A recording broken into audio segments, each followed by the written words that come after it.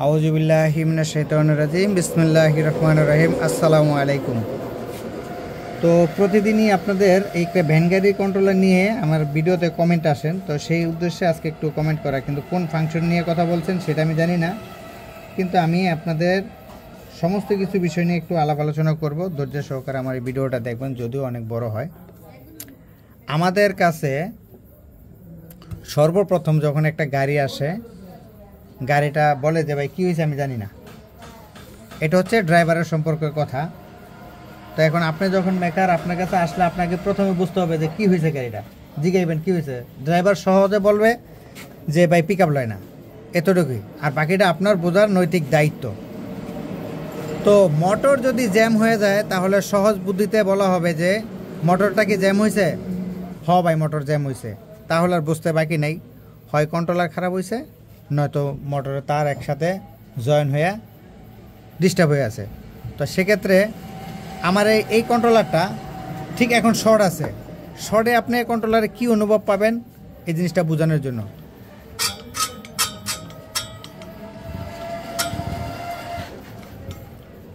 আচ্ছা, এই কন্ট্রোলারটা হাত দিয়ে ঘুরাও তো,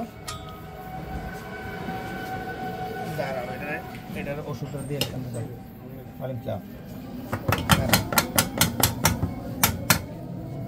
মোটরটা হাতে ঘুরাও।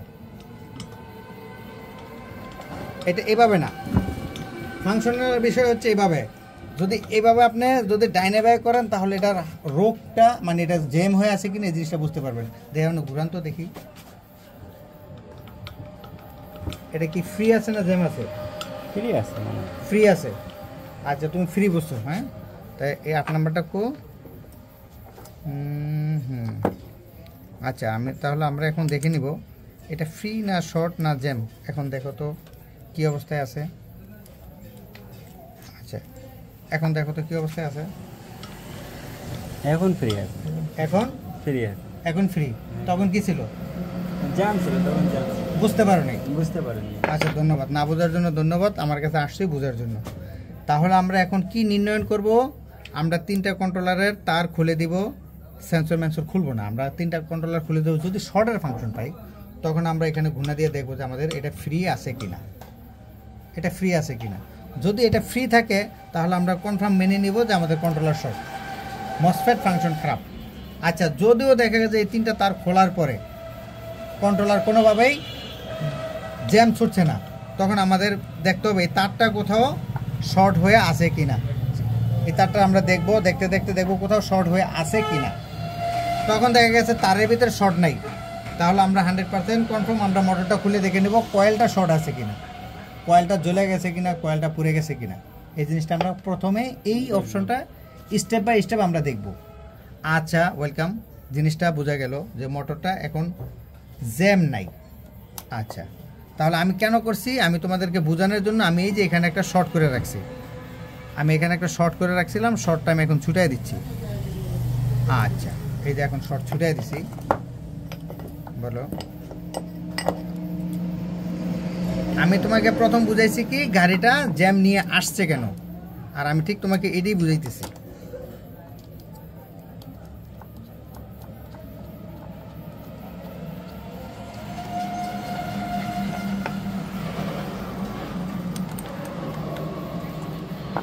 আচ্ছা, এখন আমি শর্ট ছুটাই দিছি, এখন তুমি এখন ঘুরনা দাও মোটরটা।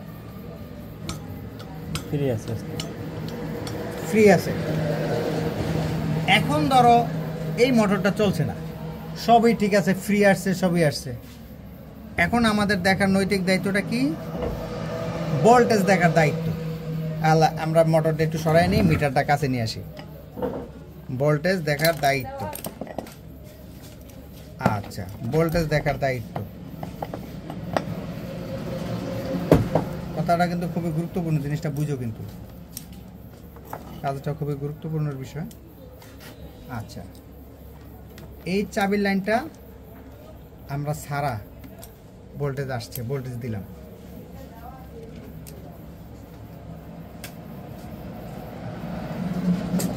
আমার কথার বাইরে কিছু করবো না, যা করার আমি করবো, হ্যাঁ। আচ্ছা, এখন আমরা 48 ভোল্ট কানেকশন করলাম, ঠিক আছে। 48 ভোল্ট কানেকশন করলাম।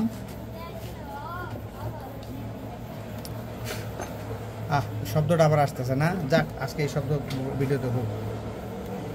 তাহলে আমরা এখন 48 কানেকশন করলাম।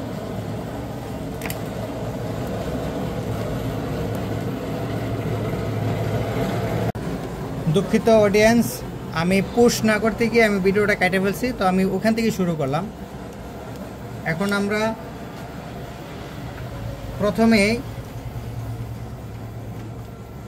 তাহলে কি করব, আমরা প্রথমে তারপরে ভোল্টেজ চেক করে নিব যে আমাদের এখানে 48 ভোল্ট ঠিক আছে কিনা। যেহেতু এটা ভ্যান গাড়ির মাল 48 ভোল্টই হয়, 60 ভোল্ট খুব কম হয়।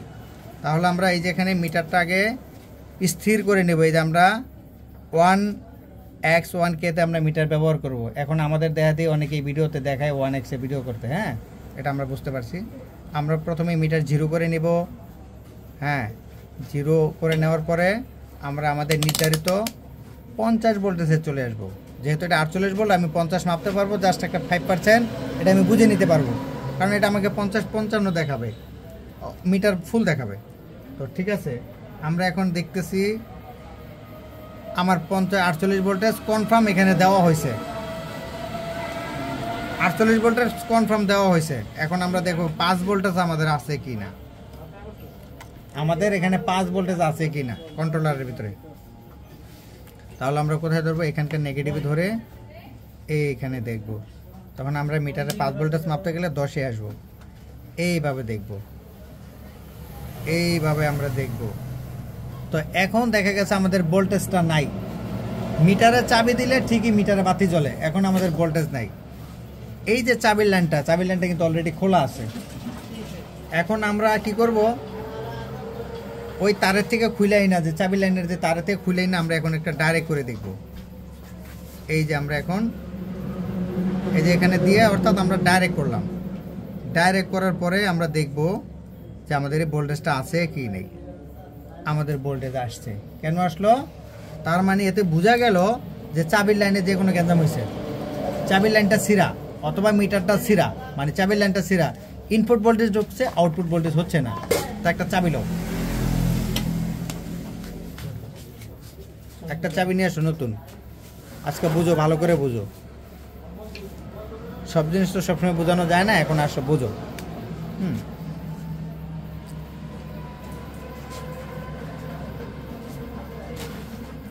আচ্ছা, এই তো চাবির জাস্ট এটা যেহেতু দুইটা তার, এটা ইনপুট দিলে আউটপুট হতে পারে, এটা আউটপুট দিলে এটা ইনপুট হতে পারে, হ্যাঁ এটা একই ফাংশন।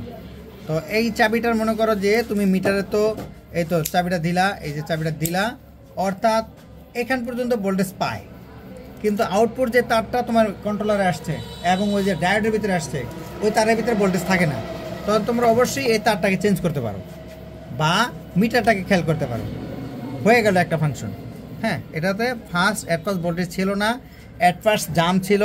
জ্যামটা কীভাবে ড্যামেজ হবে সেটা করে দেখানো হলো। এখন আসো ভোল্টেজটা কীভাবে আসলো। হ্যাঁ আচ্ছা, এখন আসো যে ভোল্টেজ যেহেতু আমাদের এখানে আসছে, আমরা এখন এই মালটাকে একটু ঘুরে দেখি, পিক আপ দিয়ে দেখি আমাদের মালটা চলে কি চলে না, নাকি? এখন আমাদের দেখার দরকার আছে পিক আপ দিয়ে এই মালটা চলে কি চলে না। যেহেতু আমি ভোল্টেজ চাবি দেওয়ার পরে ভোল্টেজটা পাইছি, এখন আমাদের মালটা চলে কি চলে না। আমাদের একটা পিক আপ লাগায় দেখতে পারি, অথবা গাড়ির ভিতরে লাগানো যে পিক আপ আছে সেটা আপনি দেখতে পারেন, কারণ তার ছিঁড়ে গেলে পিক আপের সমস্যা হয় না।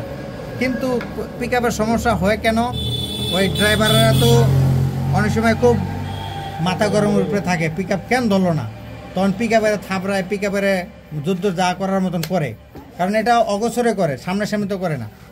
তো সেক্ষেত্রে পিক আপটা নষ্ট হয়ে যেতে পারে। তখন তার পিক আপটা টেস্ট করলাম, পিক আপ না হলে তোমার ব্যক্তিগত পিক আপটা টেস্ট করলাম, দোকানের যে একটা এক্সট্রা পিক আপ থাকে সেটা টেস্ট করলাম। ঠিক আছে, আমি এখন এটাকে লাইন দিয়ে টেস্ট করব যে এটা চলে কি চলে না। আচ্ছা, তোমরা ক্যামেরাতে দেখছো যে মোটরটা এখন চলছে।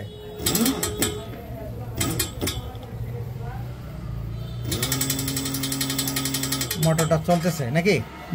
তার মানে বোঝা গেল কি হলো, আমার ওয়ারিং এর তারের সমস্যা ছিল।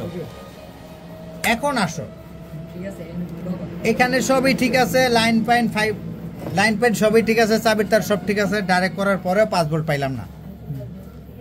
এটা চাবি ডাইরেক্ট করার পরও আমি 5 ভোল্ট পাইলাম না, তখন আমার কোথায় দেখতে হবে? তখন একটু ভিডিওটা, ওখানে সব নোংরা আবর্জনা হয়ে রয়েছে। আচ্ছা, তাহলে আমরা কন্ট্রোলারটা এদিকে নিই, মিটারটা এদিকে নিই। মিটারের দিকে ফোকাস থাকুক। এখন আমরা এইভাবে দেখব।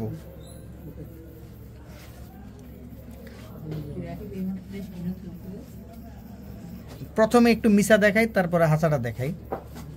এখন আমরা লাইন দিলাম, লাইন দেওয়ার পরে আমরা ভোল্টেজ পাইলাম না। ডাইরেক্ট করার পরও আমরা ভোল্টেজ পাইলাম না, ডাইরেক্ট করার পরও ভোল্টেজ পাইলাম না। ওকে, এখন আমি ডাইরেক্ট করলাম, জাস্ট এটা বুঝানোর জন্য, এটা তো নষ্ট না। হ্যাঁ, এখন আমি ডাইরেক্ট করলাম। ডাইরেক্ট করার পরে দেখো এই ভোল্টেজটা কোথা থেকে কোথায় কোথায় আসে।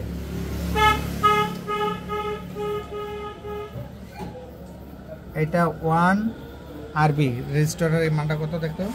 কত দেখো তো ভাই, এই যে একটা গাড়ি আমার ফাইছে আছে, তাতে পুরো ভিডিও কল করতে এই যে সামনে এদিকে ঠিলা নিয়ে আসতে হবে, তারপর দেখা যাবে। এর আগে কোনো শব্দ নেই। 1 কে হবে উস্তাদ?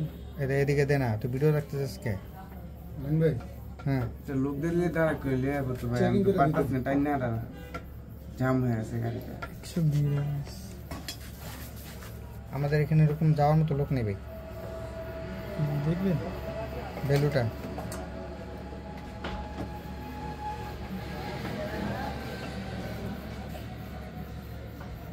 ওয়ান বি 2, হ্যাঁ, ওয়ার্নিং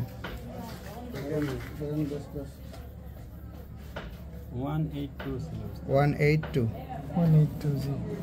1.8 কে রেজিস্ট্যান্সের মান, এটা হচ্ছে 1.8 কে মান। হ্যাঁ, আচ্ছা, তাহলে 1.8 কে মান আমরা এখন দেখো অল স্টেজ আমরা শুরু করব। প্রথম স্টেজ থেকে শুরু করব। এই যে চাবির লাইনে আমরা ভিসিসি ভোল্টেজ পাইলাম, চাবির লাইনে আমরা ভোল্টেজ পাইলাম। চাবির লাইনের পরে এই ডিজিটাল মিটার টানো, ডিজিটালটা সুন্দর বোঝানো যাবে।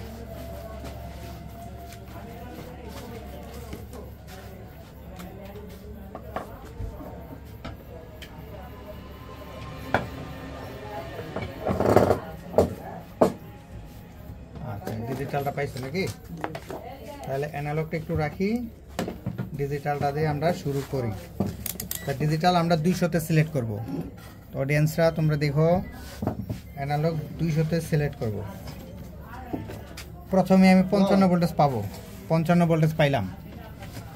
তারপরে আমি এখান থেকে 1 থেকে 2 ভোল্টেজ কমবে, 54 ভোল্টেজ পাইলাম। 54 ভোল্টেজ পাওয়ার পরে এই 54 ভোল্টেজ আবার সরাসরি এই যে এখানে একটা ট্রানজিস্টর আছে, ট্রানজিস্টরে চলে আসছে।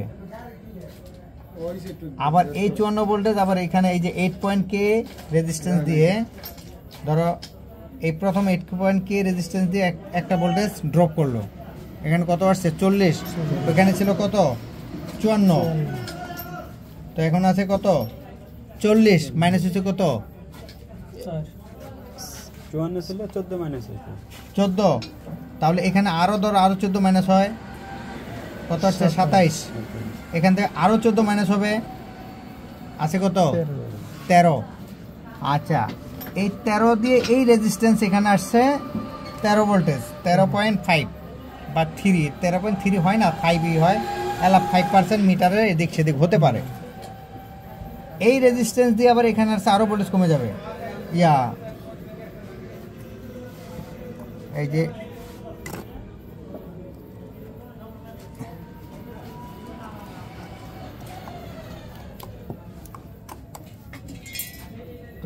এই যে এখানে ভোল্টেজ কত আছে?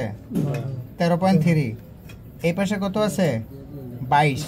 এই 22 ভোল্টেজ আসছে কোথায়?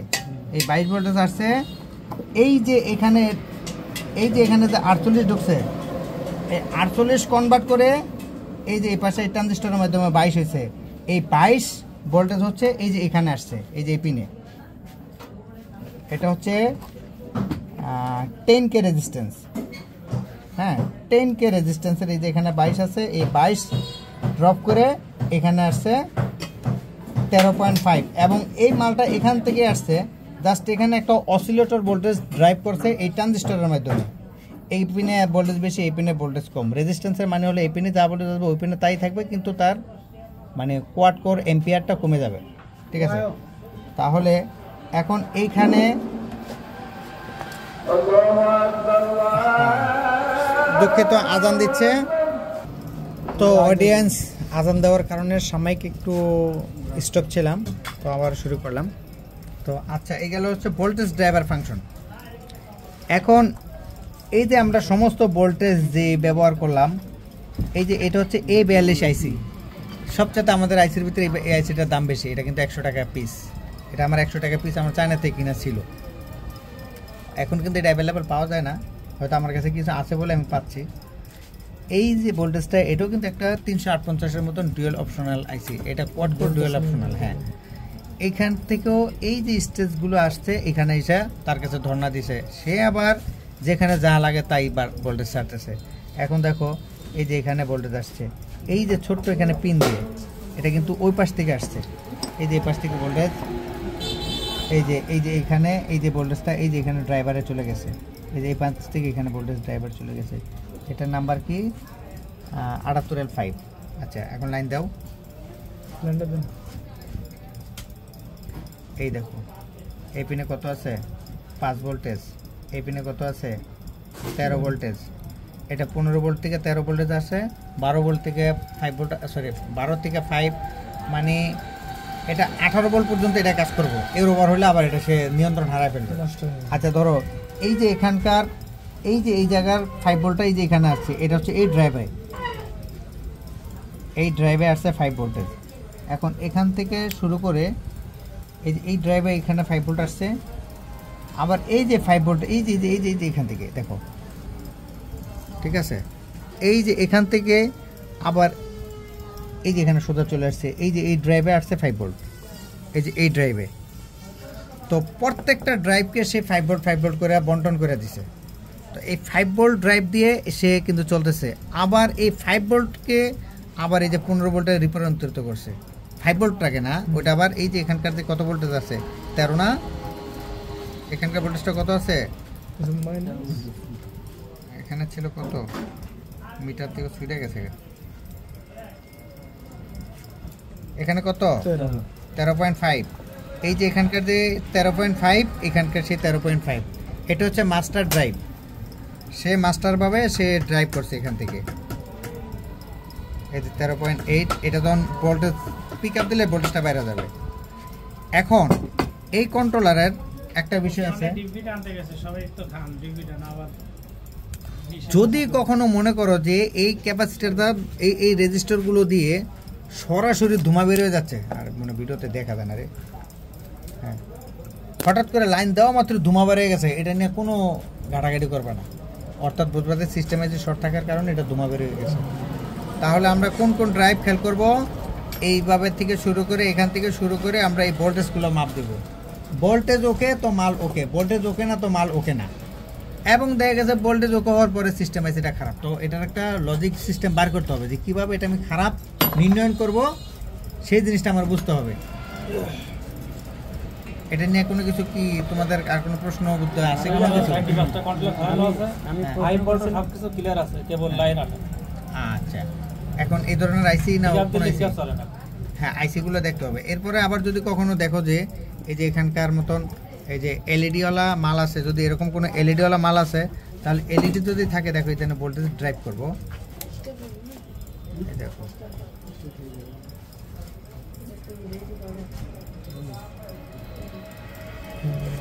ভোল্টেজ ড্রাইভ করতেছে। হ্যাঁ, এখন দেখো এরপরে আমার প্রশ্নটা ছিল যে রেগুলেটর মাপলে তো আমি সিস্টেম খারাপ আছে না ভালো আছে, ওটা শর্টটা আপনি পাবেন, শর্ট পাবো, শর্ট পাইলে শর্টের পরে তো শুধু সব দুঃখ না, হাত ভেঙে গেছে, পাও ভেঙে গেছে, ভাঙে যাওয়ার পরে ওটাই তো সব রোগ না, ভেঙে গেছে এটা চোখে দেখতেছেন, এখন ওটা যদি চাপ খায় ওটা কিন্তু চোখে দেখা যায় না। তাহলে সিস্টেম হচ্ছে এইটাই যে আপনি সিস্টেমটা ডাইরেক্ট শর্ট সেটা আপনি বুঝতে পারলেন মাপ দিয়া, কিন্তু সে শর্ট না হয়ে ভিতরে আরো অন্য সমস্যা হয়েছে, যেরকম পায়ে চাপ খাইছে, চাপের জিনিসটা কিন্তু হাতে রোগে বোঝা যায় না, তখন এরকম জিনিসগুলো হলে দেখতে হয়। যেরকম আপনারা সহজে শুধু এই আইসিটা বদলাতে পারেন, এরপর আর কোনো এটার ভিতরে কোনো মাপদুরি করবেন না। আর যদি এখানকার কোনো ড্রাইভ খারাপ হয়, সেই জিনিসটা তো দেখতেই পাওয়া যায়, বুঝতেই পাওয়া যায় যে আমার এখানে খারাপ হয়েছে, এখানে গুঁড়া পার্টসগুলো মাপ দিতে হবে একটু সূক্ষ্মভাবে। তাহলে এটা নিয়ে আর কোনো ব্যক্ত আছে কারো কথা? সিস্টেমটা খারাপ হয়েছে, এটা সরাসরি বোঝার কোনো লাইন আছে? দুইটা অপশন আছে, দুইটা অপশন হচ্ছে এই দাও অ্যানালগ মিটার লো।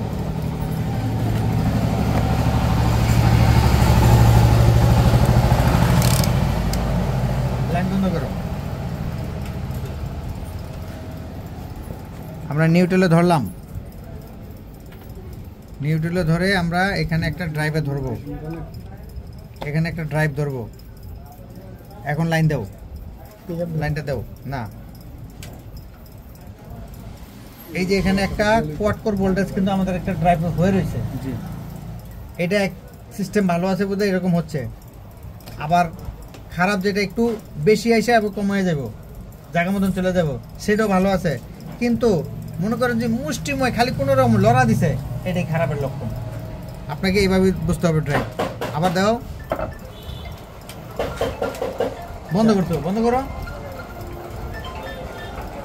লাইনটা মোটরটা ঘুরে দাও। আচ্ছা যাও, এখন লাইন দাও।